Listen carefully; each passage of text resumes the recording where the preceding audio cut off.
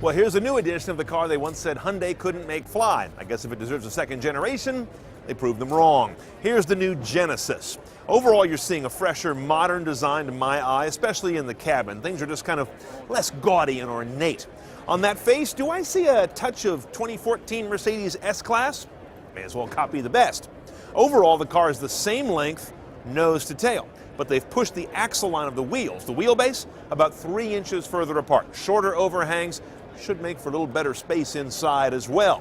There's a revised head unit on that touchscreen that I can't wait to get my hands on, but can't really analyze that here at the show.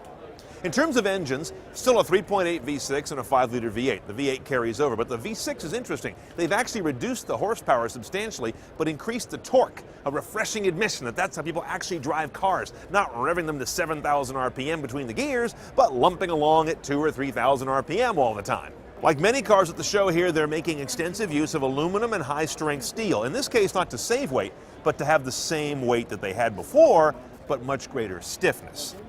There's a big one for those of you who live in the snow. This car can now be had with all-wheel drive, not just the rear wheels driven. That's going to open up to a potentially much larger market.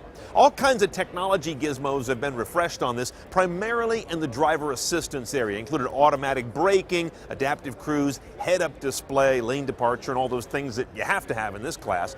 Here's an interesting one, though. This is a great car to get a muffler leak in. It's got a CO2 detector that will detect levels of that gas in the cabin. If they get too high, it blows in more fresh air from outside. I have no idea why they came up with that.